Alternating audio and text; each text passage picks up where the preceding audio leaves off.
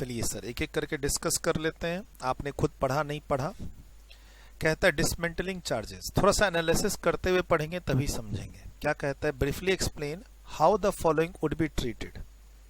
जो हम लोग CIF वैल्यू निकालते हैं जिस पर कस्टम ड्यूटी पे करते हैं, क्या उसके अंदर डिसमेंटलिंग चार्जेस आएगा? Paid by importer of a machine to foreign supplier for removal of the machine before shipment at foreign suppliers place. Sir import करने से पहले का खर्चा है, और जब तक मैं ये डिसमेंटल चार्ज नहीं दूंगा वो फॉरेन सप्लायर अपनी फैक्ट्री से, डिसमेंटलिंग चार्ज का मतलब है मैंने एक्स्ट्रा पैसे दिए हैं उसको अपनी फैक्ट्री से उस मशीन को डिसमेंटल करके मुझे एक्सपोर्ट करने के लिए। तो ये इंपोर्ट के इंडिया में क्लियरेंस के बाद का मेरी फैक्ट्री का खर्चा नहीं है, ये इंपोर्ट करने से पहले का खर्चा है। और इसको खर्चे को अगर नहीं करेंगे तो गुड्स इंडिया नहीं पहुंचेगा, जो मशीन है वो इंडिया नहीं पहुंचेगी। तो ये एडजस्टमेंट्स है रूल 10 के अकॉर्डिंगली। हम वो सारे खर्चे ऐड करेंगे जो एक कंडीशन है सेल की, और इसके बिना सेल कंप्लीट भी नहीं होगा। तो इसका आंसर है कि हम ऐड करेंगे। Provisions relating to the valuation of goods for the purpose of custom duties are contained in section 14(1). Read with rules. Rules transaction value को accept कर लेता है, लेकिन subject to the adjustments as given in rule 10. Rule 10 में काफी सारे factors का discussion है जो SSL वैल्यू को निकालने में हेल्प करता है। रूल 10 में जितना का है उसी के एडजस्टमेंट्स करेंगे, उसके अलावा नहीं करेंगे। क्या रूल 10 में इसकी चर्चा है? कहता है rule 10 is the residuary provisions which provides for any payment made by the buyer as a condition for sale. था ना पॉइंट, एक पॉइंट, कोई भी ऐसी पेमेंट जिसके बिना सेल कंप्लीट ही नहीं हो सकती। अब जब तक मैं डिसमेंटल चार्ज नहीं दूंगा तब तक वो मशीन वहां से डिसमेंटल होके आएगी नहीं, तो it is a condition to sale, और ये मुझे ऐड करना पड़ेगा।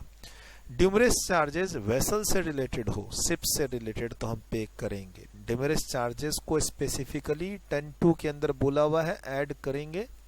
20% ऑफ FOB जब लेते हैं तो उसके अंदर ये नहीं ऐड करते हैं, लेकिन अदरवाइज ऐड करेंगे। लेकिन ये वेसल से रिलेटेड होना चाहिए, ये शिप से रिलेटेड होना चाहिए, एयर रिलेटेड होगा। ड्यूमरेज चार्जेस क्वेश्चन में दिया हुआ तो हम ऐड नहीं करेंगे, शिप रिलेटेड है ऐड करेंगे, इंक्लूड होगा 10(2). रूल 10 ही है। तो कहता है सर बाइंग कमीशन को तो साफ साफ स्पेसिफिकली एक्सक्लूड किया है।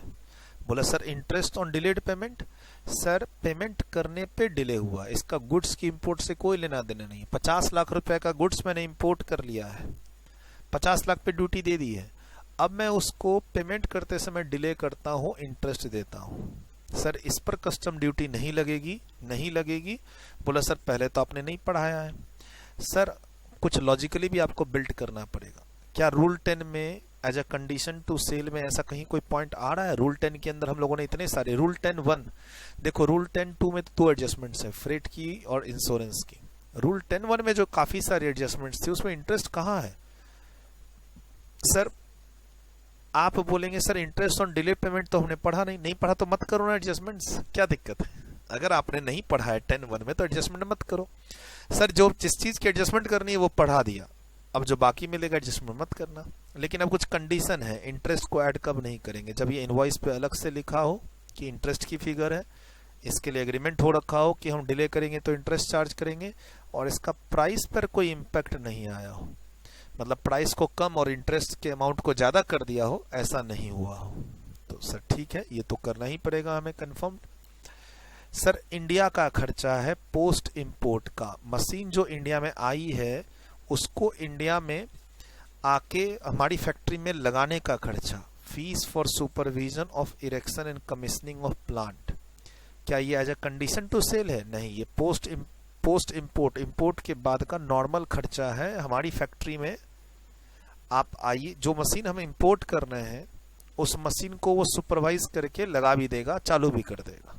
तो ये तो पोस्ट इंपोर्ट का खर्चा, it is not as a condition to sale. अगर क्वेश्चन में लिखा रहता ना कि सेल इसके बिना कंप्लीट नहीं होगी तो एक बार को मान सकते थे, ठीक है। अब ये है ट्रेनिंग का खर्चा, जो इक्विपमेंट हम इंपोर्ट करके लेके आए हैं उसको हमारे यहाँ के लोग कैसे चलाएंगे उसके ट्रेनिंग देने का खर्चा। सर इसके लिए भी हमने कहीं कुछ नहीं पढ़ा। सर रूल 10 में जो चीज लिखी है उसी के एडजस्टमेंट कर सकते हैं, रूल 10 में ऐसे खर्चों के बारे में कोई डिस्कशन नहीं है। FOB प्राइस दे रखी है 30,000, एक्सचेंज रेट आरबीआई का नहीं लेते, सीबीआईसी का लेते हैं। एसेसेबल वैल्यू क्या होगी? ले भाई, एफओबी वैल्यू के बाद तो कुछ नहीं दे रखा है, एफओबी वैल्यू से सीधा एसेसेबल वैल्यू पर पहुंचने बोला है। तो एसेसेबल वैल्यू पे पहुंचने के लिए हम दो चीजों का एडजस्टमेंट करते हैं, एक ट्रांसपोर्टेशन का, अगर एसेटेनेबल नहीं है तो 20% ऑफ एफओबी, और इंश्योरेंस का, ये ऑलरेडी क्लास में करा दिया था। एफओबी खाली दिया, बाकी अनअसेटेनेबल है तो नील और नील ले ले, नहीं, आपको पढ़ाया हुआ है 20% ऑफ एफओबी और 1.125% ऑफ एफओबी। एफओबी को आप रुपये में कन्वर्ट कर लो पहले, फिर आप इन दोनों को जोड़ दो। ये किस पे हमने आंसर दिया है? रूल 10 सब रूल 2 पे आंसर दिया है, इजी है। सर एयर इंपोर्टेशन है। अब एयर इंपोर्टेशन में आपको एक चीज याद आ जानी चाहिए, फ्रेट 20% से अधिक नहीं होगा। देखिए सीआईएफ प्राइस दे रखा है, इसके अंदर फ्रेट है 1500 और इंश्योरेंस है 500, तो आप पहले माइनस करके कहां पहुंच जाइए? एफओबी प्राइस में 3000। क्यों पहुंचे माइनस करके? देखो हमारे पास और पहले के खर्चे नहीं है, तो वो जो होगा कि सर आप जो बताते हो डबल टैक्सेशन, वो तो होगा इसमें। लेकिन मैंने क्या बोला है, दो प्राइस आपको दी हुई है, सीआईएफ गलत वाली 5000 जिसके अंदर 1500 रुपए फ्रेट है, हमें वो माइनस करके एफओबी पे पहुंचना पड़ेगा। ठीक, अब एफओबी का 20% कितना होता है? 600 ही तो डॉलर होता है। इसने $1500 लिया हुआ है, हम 600 की एडजस्टमेंट्स करेंगे। $600 को रुपये में कन्वर्ट करके हम जोड़ दिए, $1500 को नहीं जोड़े, $1500 घटाएंगे। तो ये इस तरह का पैटर्न तो ध्यान रखना, अभी क्लास में करा भी दिया था आपको मैंने। सर एयर फ्रेट के क्वेश्चन में सीआईएफ दिया रहेगा, तो पहले एक्चुअल फ्रेट को और इंश्योरेंस को माइनस करके एफओबी पे पहुंचना, उसके बाद एफओबी का 20% पे रोक देना एयर फ्रेट को। मैक्सिमम एयर फ्रेट कितना ले सकते हैं? 20%। इंश्योरेंस तो वही रहेगा, $500 माइनस किया था, $500 को रुपये में कन्वर्ट करके प्लस कर दिया। ठीक है, तो 5वां नंबर क्वेश्चन में उतना कोई खास दम नहीं था। आज सर दम तो किसी में भी नहीं है, बस एक बनाने वाली बात है कि आप हमारे साथ बना रहे हैं। Cost of machine at the factory, बोलो सर फैक्ट्री दे रखा है, फैक्ट्री दे रखा है तो कोई बात नहीं ना, फैक्ट्री दे भी रखा है तो क्या फर्क पड़ता है। सर एक स्पेशल ट्रीटमेंट कब करते हैं? जब फैक्ट्री की कॉस्ट दे रखी हो और ट्रांसपोर्टेशन कॉस्ट नहीं दे रखी हो फ्रॉम फॉरेन पोर्ट से इंडियन पोर्ट का, तब हम जाएंगे 7A के स्पेशल प्रोविजंस में, एक स्पेशल ट्रीटमेंट, एक स्पेशल तरीका बताने का। लेकिन उसमें जाने की जरूरत नहीं है क्योंकि यहाँ फ्रेट दे रखा है, सी freight is given. C freight नहीं दिया होता तब जाते हैं हम लोग, वो बताया था ना कि एफओबी से तुम पुराना वाला कॉस्ट हटा देना, डबल कैलकुलेशन नहीं करेंगे। तो सर ये क्वेश्चन 20% ऑफ एफओबी का है ही नहीं। क्या इस क्वेश्चन में 20% ऑफ एफओबी का कॉन्सेप्ट यूज हुआ है? नहीं। क्यों? क्योंकि ट्रांसपोर्टेशन कॉस्ट दे रखा है एक्सपोर्टिंग कंट्री से इंडिया का, बाइंग कमीशन नहीं लेते। Handling charges paid for loading, ये ऐड होगा, वहां की कंट्री का है, और वहां की कंट्री का लोकल ट्रांसपोर्टेशन, तो इसको भी जोड़ेंगे। तो ये देखिए तीनों चीज को जोड़ के कहां पहुंच गए? एफओबी में पहुंच गए। ऐसे ही तो करते हैं। फिर इसको आपने क्या किया? कन्वर्ट कर लिया रुपये में। उसके बाद इस क्वेश्चन में इंश्योरेंस नहीं दे रखा है, तो आपने जब इंश्योरेंस नहीं दे रखा है तो रूल 10 लगा दिया। सर ये अपनी तरफ से आपको जोड़ना पड़ेगा, क्वेश्चन में तो कहीं नहीं दिया हुआ है। तो सर एक बात ध्यान रखना, बिना इंश्योरेंस के गुड्स इंडिया पहुंचेगा भी नहीं। फ्रेट नहीं दिया तो आप अपने मन से जोड़ेंगे, रूल 10(2) फ्रेट 20% ऑफ एफओबी, और अगर इंश्योरेंस नहीं दिया तो 1.125% आप अपनी तरफ से जोड़ेंगे। ये ध्यान रखना, यही क्लास में बताया है। सर फिर से एक नया कॉन्सेप्ट, ये बहुत पहले शुरू की 2-3 क्लास में, शुरू की 8-10 क्लासें पढ़े थे कि अगर हम कोई इक्विपमेंट और उसका कोई पार्ट्स मंगाते हैं जो उसके साथ कंपलसरी यूज होगा, तो इक्विपमेंट का ही रेट उस पार्ट्स पे लगेगा। तो इसलिए 4 और 1 5000 एक साथ ये क्वेश्चन सॉल्व हो रहा है, अलग अलग नहीं सॉल्व करेंगे। इस क्वेश्चन में पार्ट्स का ड्यूटी रेट होता तो उसको भी नहीं लेते। बोला सर लोकल एजेंट कमीशन लेंगे, इग्नोर नहीं करेंगे। बाइंग कमीशन इग्नोर करते हैं, लोकल एजेंट कमीशन अगर इंडियन करेंसी में है तो इग्नोर कर देंगे, ऐसा नहीं बोला। इंश्योरेंस चार्ज अवेलेबल नहीं है तो 1.125% of FOB price. Air freight 1200 दे रखा है, ठीक। अब मेरे पास पुराने वो नहीं दे रखे हैं, मतलब लोकल कंट्री का, मेरे पास लोकल कंट्री का, फिर से ये स्पेशल केस में नहीं जाएंगे हम लोग। क्यों सर? एयर फ्रेट का क्वेश्चन है, आगे स्पेशल केस में नहीं जाएंगे। क्यों? क्योंकि मेरे पास एक्सपोर्टिंग कंट्री का लोकल ट्रांसपोर्टेशन कॉस्ट इसमें नहीं दिया हुआ। तो सिंपल सॉल्व करेंगे इसको, एक्सपोर्टिंग कंट्री का लोकल ट्रांसपोर्टेशन नहीं दे रखा है, तो नहीं दे रखा है तो 7A.1 का जो स्पेशल केस आगे डिस्कस करेंगे वो अप्लाई नहीं होगा। मैंने वहां बहुत अच्छे तरीके से समझा रखा है कि स्पेशल केस में कब आएंगे। लेकिन हाँ, इसमें एफओबी वैल्यू जरूर निकालना पड़ेगा मुझे। एफओबी वैल्यू के लिए 9,300 रुपए की फिगर को जोड़ना पड़ेगा, तो उसके डॉलर की फिगर, एयर फ्रेट को मुझे 20% पे रोकना पड़ेगा, मैक्सिमम 20% ऑफ एफओबी पे रोकना पड़ेगा। एफओबी कस्टम वाली, तो उसके लिए मुझे 4,000 प्लस 1,000 डॉलर 5,000 को रुपी में कन्वर्ट करना पड़ेगा। किस रेट से? 48 से, उसमें 9,300 जोड़ना पड़ेगा एफओबी पे पहुंचने के लिए। यही क्लास में बताया था। एफओबी प्राइस के अंदर हम जो रूल 10(1) वाली एडजस्टमेंट्स हैं वो करने के बाद जो एफओबी आता है वो होती है कस्टम वाली, और उसका 20% लेते हैं मैक्सिमम एयर फ्रेट को रोकने के लिए। तो जो एयर फ्रेट है ऊपर में कितना? $1,200। $1,200 इंटू 48 तो बहुत ज्यादा हो जाएगा। कितना? $1,200 इंटू 48, 57,600। हम इसका एडजस्टमेंट नहीं करेंगे। कितने का करेंगे? 49,800। कितना है? 860। इसका एडजस्टमेंट करेंगे। 20% ऑफ एफओबी एयर फ्रेट से। देखो सर, एयर फ्रेट का मतलब है कि 20% ऑफ एफओबी पे रोकना पड़ेगा।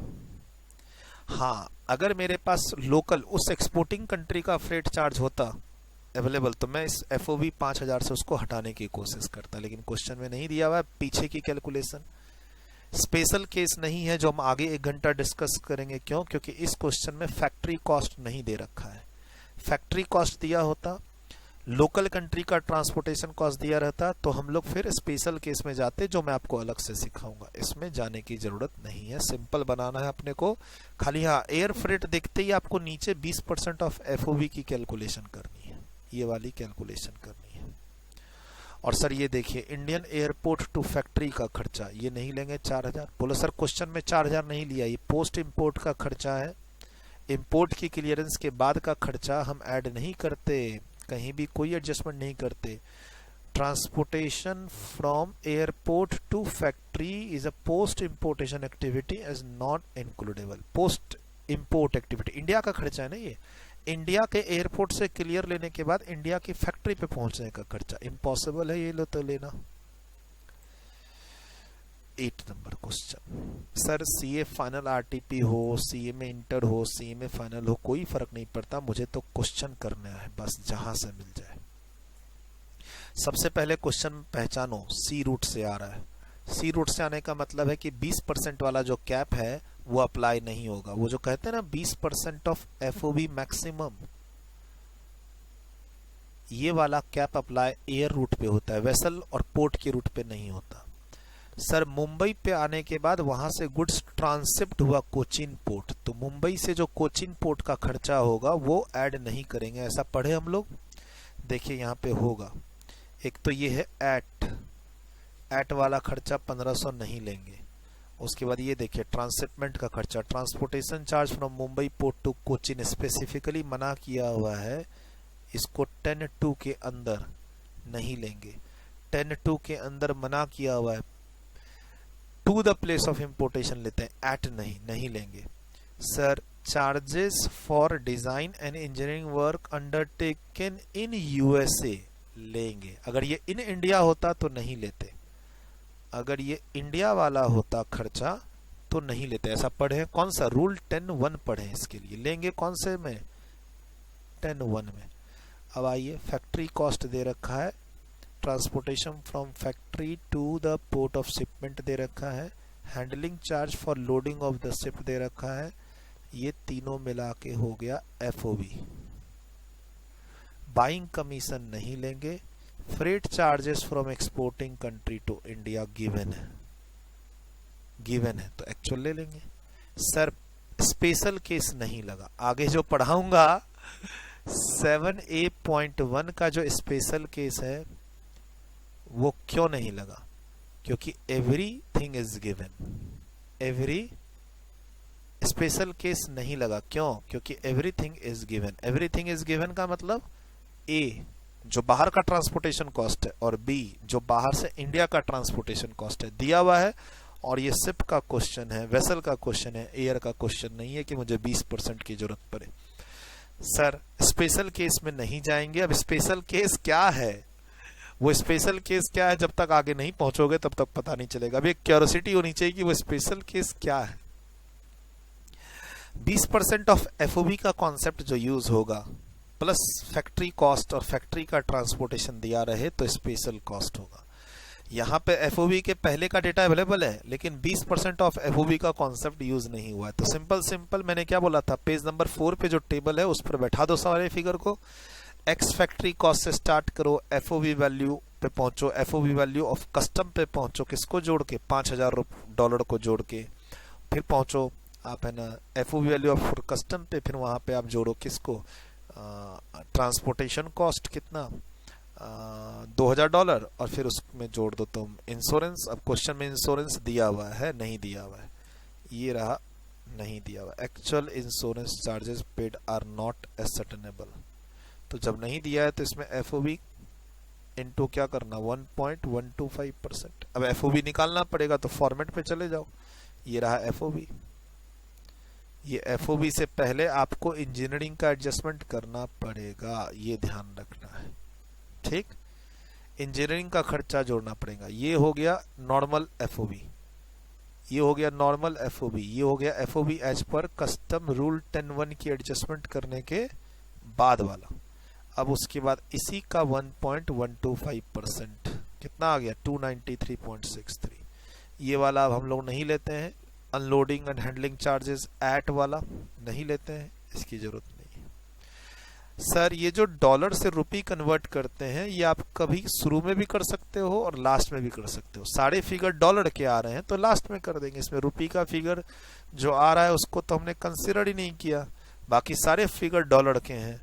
तो बेटर है आप एक बार आंसर पे पहुंचने के बाद लास्ट में ही इसको रुपी में कन्वर्ट करना, कोई दिक्कत नहीं है, सिंपल क्वेश्चन है। इसमें इंश्योरेंस नहीं था तो एफओबी का 1.125% कर दिए। स्पेशल केस में नहीं गए जो हम आगे पढ़ने वाले हैं, क्यों? क्योंकि इसमें एवरी एक्सपेंडिचर्स ऑफ ट्रांसपोर्टेशन दे रखा, ट्रांसपोर्टेशन कॉस्ट बाहर की कंट्री वाला भी और रास्ते वाला भी।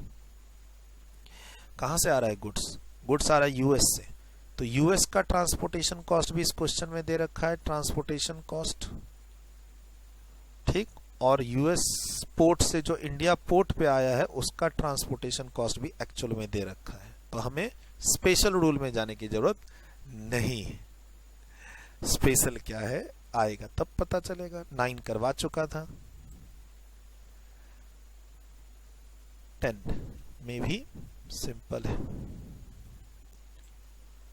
Freight charges from US to India दे रखा है, वेसल दे रखा है, तो 20% पे रोकने की जरूरत नहीं है, ये एक्चुअल पे ले लेंगे। Handling charges paid for loading the machine in the ship, loading in the machine in the ship लेंगे, वहां का खर्चा है फॉरेन कंट्री का, लेकिन ये बाइंग कमीशन नहीं लेंगे। सर लोडिंग है या अनलोडिंग, वर्डिंग्स पर ध्यान रखना पड़ेगा। इंडिया पोर्ट पे अनलोडिंग का खर्चा होता तो नहीं लेता, लेकिन यूएस के पोर्ट पे ये लोडिंग का खर्चा है, यूएस के पोर्ट का खर्चा लेंगे। सिंपल सबको जोड़ते जाओ, एफओबी पे पहुंचते जाओ। एफओबी पे पहुंचना था, डिटरमाइन द एसेसिबल वैल्यू। आगे और बढ़ेंगे, ये तो 850 जोड़ा और 85 जोड़ दिया हमने, अभी 1700 और जुड़ेगा, नीचे 1700 और जुड़ गया। इंश्योरेंस नहीं है तो इस एफओबी का 1.125 जुड़ गया। Simple question. Sir again vessel का क्वेश्चन है और एक्चुअल ट्रांसपोर्टेशन दोनों कंट्री का दे रखा है, एक वहां की लोकल यूएस कंट्री का और एक यूएस से इंडिया आने का। तो मैं स्पेशल रूल जो आगे पढ़ा रहा हूं उसकी जरूरत नहीं पड़ी। 11 नंबर। यहाँ साफ साफ कह रहा है to the place of importation, FOB value air नहीं होना चाहिए, एयर एयर है तो 20% पे रोक देंगे, है ना। अब देखिए इस क्वेश्चन में वो लोकल ट्रांसपोर्टेशन कॉस्ट नहीं दे रखा है, local transport cost not available. कौन सा?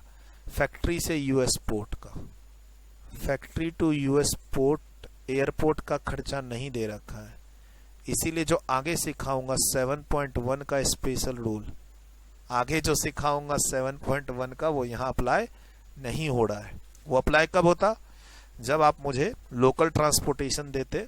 अब मैं सिंपल क्या करूंगा, इस एफओबी का पहले इस एफओबी को ठीक करूंगा। इस एफओबी को ठीक करने के लिए ये unloading charge at Kochi airport ये तो नहीं आएगा, ठीक ही है सर, इसको खाली 20% पे रोक देना है, क्योंकि और कोई इस क्वेश्चन को मैं ध्यान से क्यों पढ़ रहा था, रूल 10(1) की इसमें कोई एडजस्टमेंट ही नहीं है। तो जो एफओबी दिया है उसी का 20% पे एयर फ्रेट को रोक दूंगा। और इंश्योरेंस दे रखा है एक्चुअल, जब इंश्योरेंस ना दिया हो तो 1.125 जोड़ते हैं, अदरवाइज इंश्योरेंस एक्चुअल जोड़ देते हैं, कोई दिक्कत नहीं है। इंश्योरेंस जब ना दिया हो तो 1.125 जोड़ेंगे, नहीं तो एयर हो या वेसल एक्चुअल जो दिया रहेगा उसको जोड़ते हैं। तो सिंपल ये भी क्वेश्चन हमारा बन गया। 12 नंबर CIF वैल्यू दे रखा है, सी रूट का क्वेश्चन है, क्या फर्क पड़ेगा।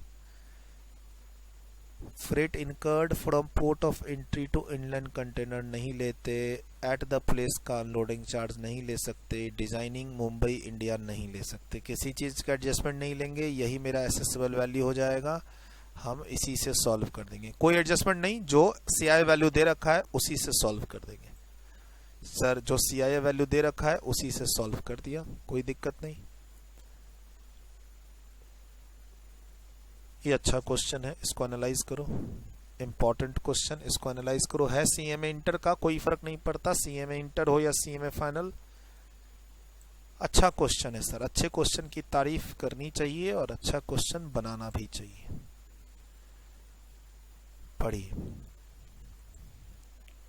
फिर से, इसमें 20% ऑफ FOB की जरूरत नहीं पड़ेगी क्योंकि everything is given. 20% of FOB and जो स्पेशल प्रोविजन हम लोग पढ़ेंगे, स्पेशल रूल, पेज नंबर 7.1 पर जो एड्रेस करेंगे उसकी भी जरूरत नहीं पड़ेगी। क्यों? क्योंकि सब कुछ दिया हुआ है। कैसे सर? देखिए, transportation cost from factory of exporter to the port of shipment दे रखा है, और यहाँ पर इंडिया का ट्रांसपोर्टेशन कॉस्ट दे रखा है। इंश्योरेंस मिसिंग है, इंश्योरेंस मिसिंग है तो हम लोग क्या करते हैं, FOB वैल्यू।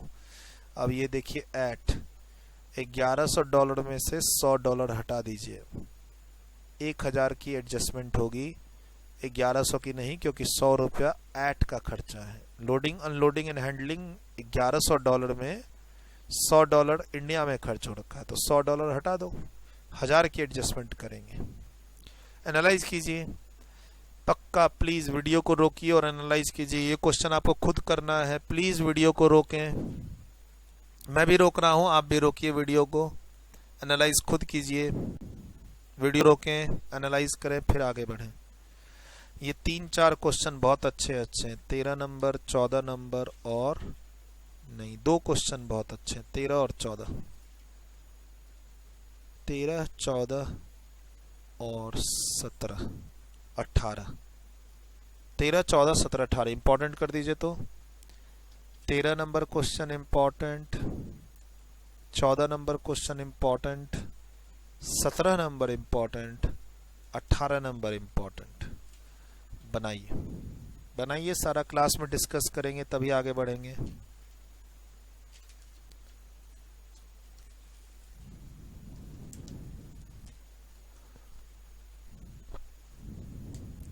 वीडियो रोकें।